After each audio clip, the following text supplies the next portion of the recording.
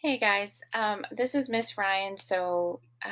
Your teacher asked me to fill in and do a lesson on race for this week. So I'm just going to be introducing you to what race is, but I just want to start out by asking a question. Let me make sure this is working for me. Okay. So I just want to start out by asking a question. Do any of you guys ever struggle with writing assignments knowing where to get started or how to get started? Any of you guys ever feel frustrated with that? If that's true, so in your Google Classroom, you guys are going to have a section where you can go in and add to a discussion. So if you would, whenever you watch this video, just go in and add that for me. I'd love to see your comments. Try to add at least one comment and then read at least one other person's and comment on that by building on what they're saying or asking a question or just letting them know that you agree with what they're saying. But I'm just asking you, if you ever struggle to get into a writing assignment, do you ever feel frustrated or confused?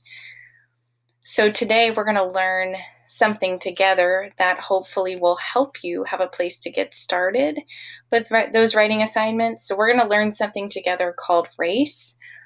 And it looks like this. We're going to do a Nearpod together. So if you guys would join this Nearpod on your own. So let me show you your code for that. If you'll join with this code right here, it'll just be join.nearpod.com, and you're going to type in ZWSAG.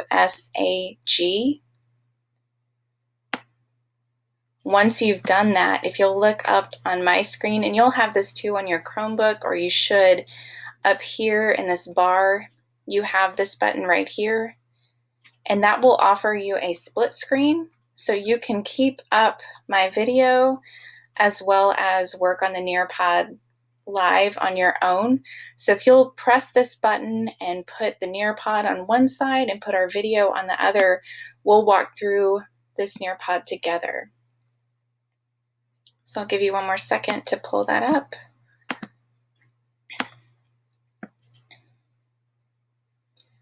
Okay, we're going to walk through this together. So you should have this on one side of your screen to where you can actually flip through it, and then I'll be talking through it as well.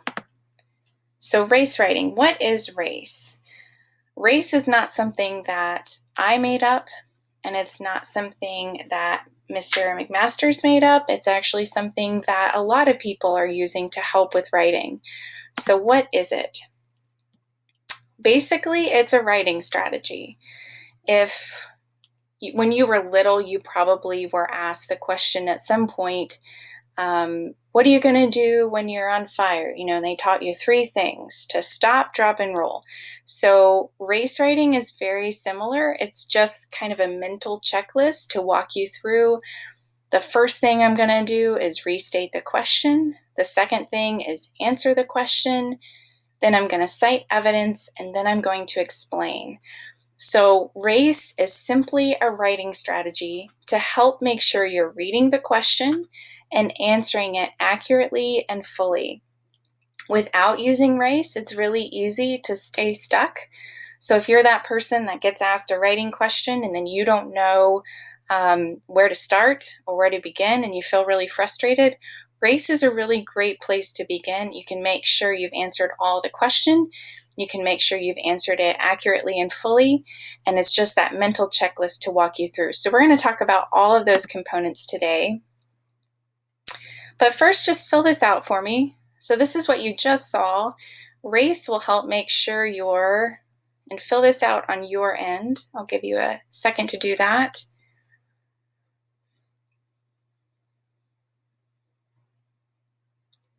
So our answers here are: race will help make sure you're reading the question and answering it accurately and fully. Those are the answers we're looking for in those blanks. We're going to keep going here. So our R, we're going to restate the question. This is the very first thing in RACE, and all you need to do right here is turn the question into a sentence. It's the easiest way to start a writing response because everything you're going to say is right there in the question. So here's an example. What type of character traits does the main character exhibit? And what you say is something like this. The main character exhibits character traits such as, and then you answer the question. So we see here that we pulled these words and put them right there. We pulled exhibit and we put it right there. We pulled character traits, we put it right there. So we're using all the language of the question and just turning it into a sentence. That's not how you have to start everything that you write, but if you're stuck and you don't know where to start, this is a great place to begin to make sure you're answering the question as it was asked. Here's another example. What themes does the author develop in the novel? So we're going to say for our answer to restate that. In the novel, the author develops themes such as. So now it's your turn. Restate the following question. What are the main themes of Speak, a novel written by Laurie Halse Anderson? So what would you do to restate that question?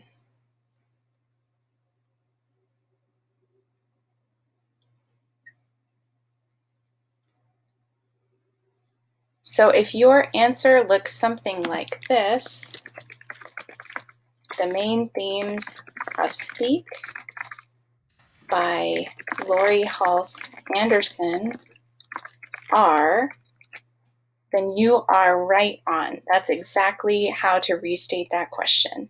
Using all the same language, we're just going to flip it around and turn it into a sentence.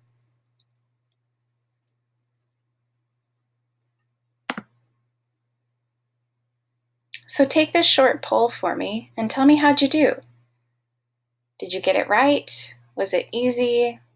Did you get it right, but maybe you're still a little confused? Or did you not get it at all? Tell me how you're doing so far.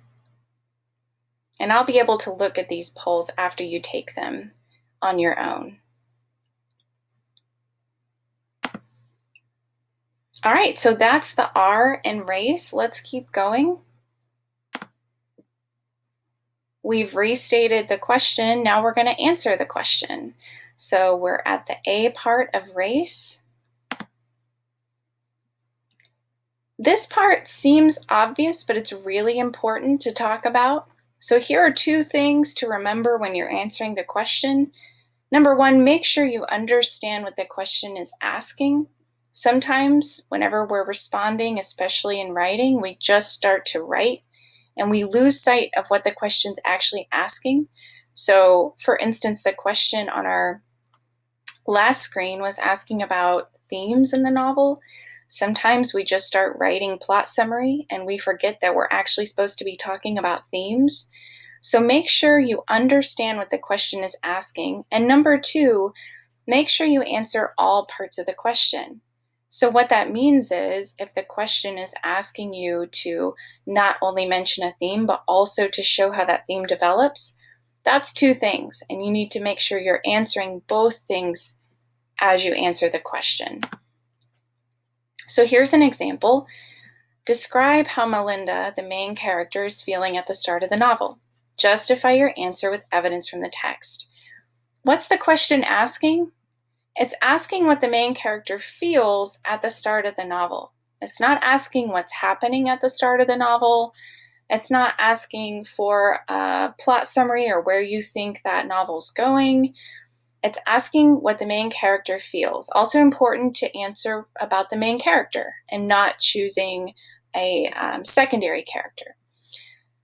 What other parts of the question should I pay attention to here? So we're also making sure we've justified our answer with evidence from the text because that is also part of this question. Very important to make sure we've answered all parts. Here's a tip. So we're going to pay special attention to keywords like always, best, or not. These occur a lot, especially when you guys are taking those EOC tests. So you want to make sure that you're paying attention to these buzzwords, because those can trip us up. If you don't realize that it's asking you for the best response, you might pick one that's a good response, but there might be one that's better. So as you're looking at questions and trying to answer that question accurately, be sure to pay attention to those special words. All right, so in this one, I just want you to circle, underline, highlight, however you want to do it, the keywords in these sample questions.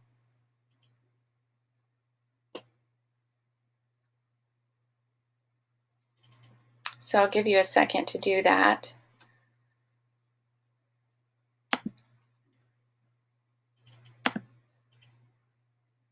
So hopefully you highlighted something like this, always. Which of these elements is always found in a tragedy? That's a buzzword in this question. And then in this one, the word escalate means become greater. Using this information and your knowledge of the suffix tion, choose the best definition of escalation in this sentence. Both of those words are important words in those questions to pay attention to.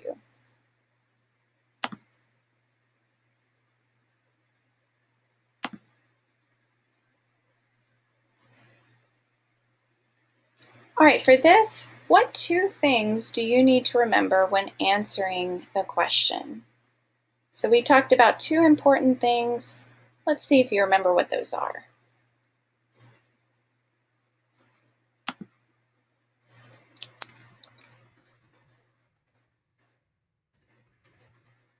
The first thing we're going to remember what question is asking. So we're going to focus on what the question is actually asking us. And then we're going to remember to answer all parts of the question.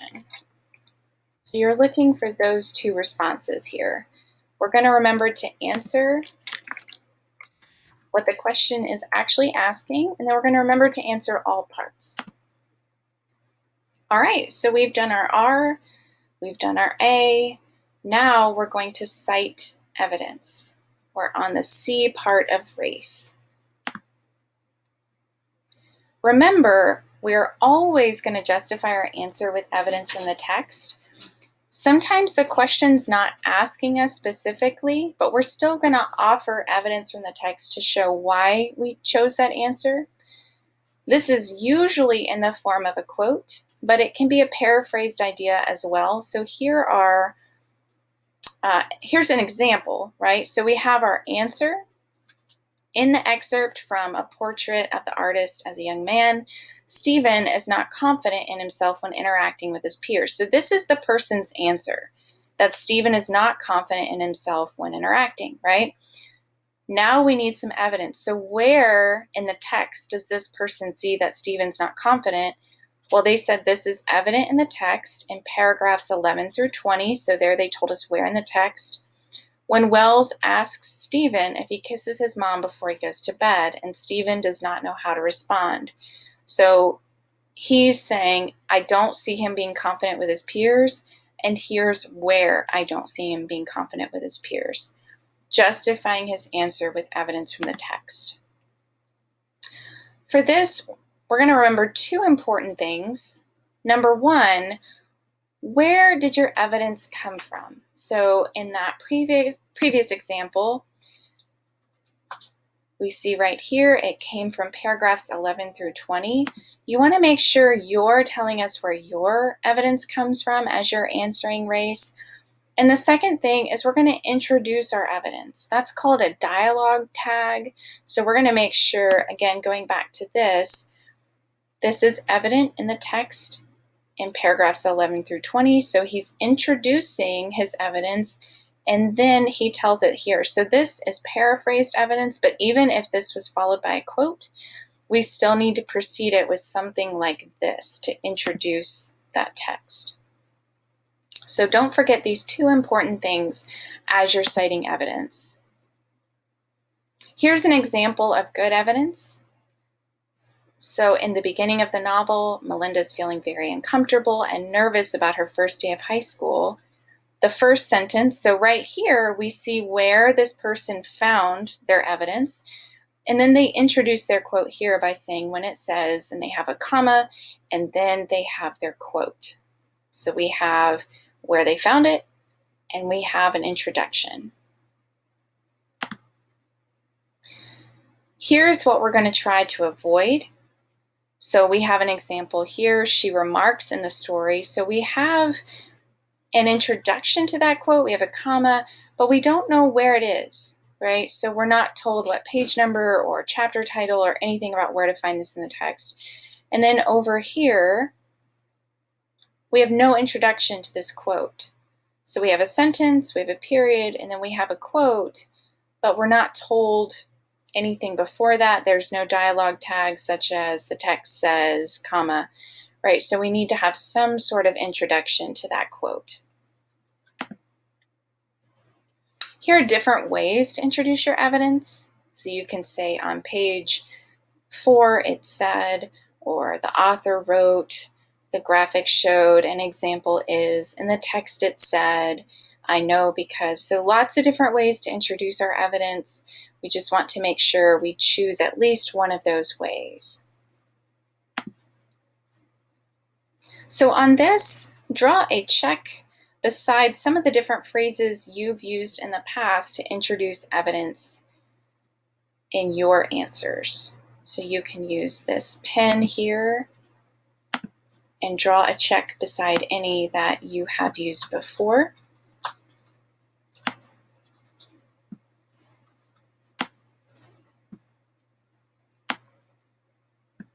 Those are a few I've used before as I've introduced evidence.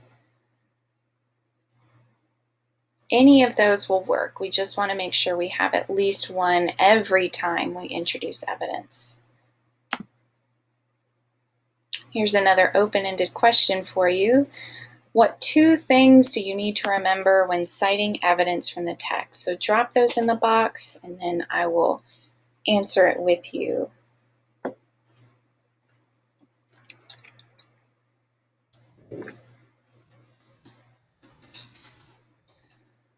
What 2 things do you need to remember when citing evidence from the text? First thing, I hope you put this down, need to include a page number. That might also be a paragraph number, a subtitle, chapter title, stanza, or line, depending on what type of text we're talking about. And the second thing I hope you remembered is that we need to introduce our evidence with something like the text says, or on page 4, it says something like that. Those 2 things we need to remember. All right, so we've done our R, A, and C. Now we're at the very end of our race strategy here, and we're at explain. This is another one that seems obvious, but it's often forgotten. So we're not going to end with a quote. We're always going to end with our thoughts. So don't end with a quote. Tell me why you picked that quote. Tell me what that quote has to do with your answer. But never end with the quote itself. So drop that in for me just to make sure we understand this point.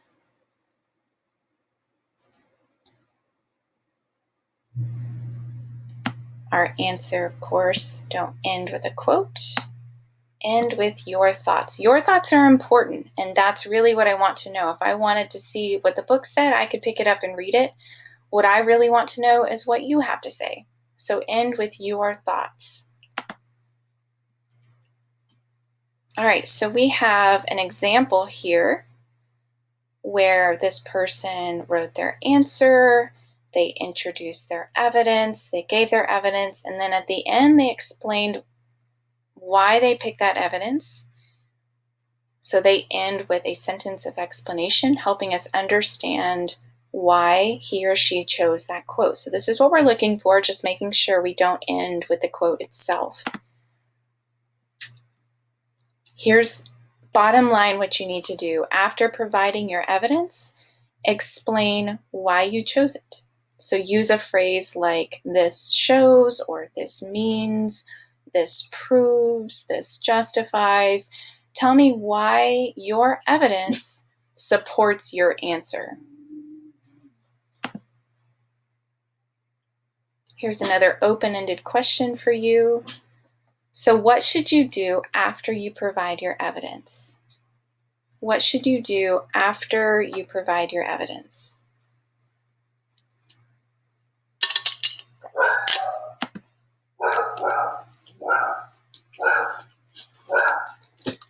All right, so I hope you put in there that you are going to explain why you chose that evidence.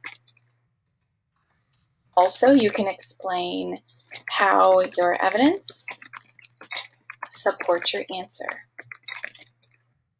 Key point there is to explain, right? We're going to end with your thoughts. All right, we are at the end. So I want you to just take this short quiz for me. The first question, what is race? What is race? Is it a strategy for writing or a strategy for reading?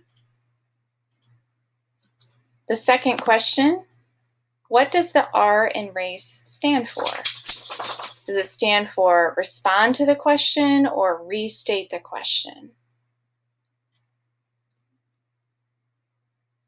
Number 3, after answering the question, what should you ask yourself? Did I answer every part of the question?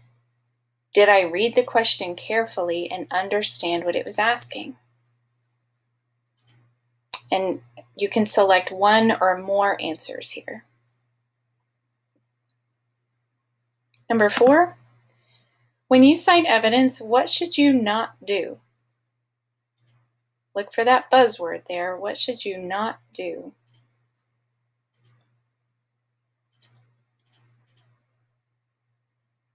Again, you can select one or more answers. Number 5, what does the E in race stand for? And last question here as we wrap things up, what should you explain? Your answer only, or your answer and why you chose the evidence you did to support it.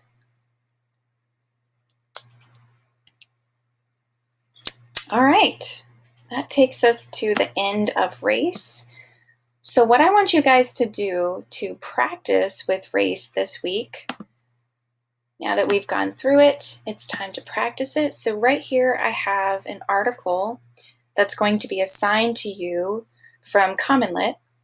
This is a short story titled Sleeping, and it's by Catherine Weber from 2003. It's very short, and that's it right there. I think you're going to like it, but what I want you guys to do is answer. There's going to be a question posted on your Google Classroom, and I want you to make sure you answer that question using race. So you're going to practice with race this week. Of course, make sure that you've hit all the components. So you want to make sure you restated the question, answered the question, cited evidence, and explained your evidence after reading Sleeping. So you're going to be assigned this text through Common Lit. All you need to do is read it. You don't need to answer the text questions unless you would like to for practice. What I'm looking for and what Mr. McMasters is looking for is that race response. So we want to make sure that you guys are understanding race and how to use it and how to answer a question with it. Okay, so work on that this week. That will be assigned to you in Google Classroom. Again, this is the article, and any questions you guys have, feel free to reach out to Mr. McMasters or to me, and we will be happy to answer them. Have a great day, guys.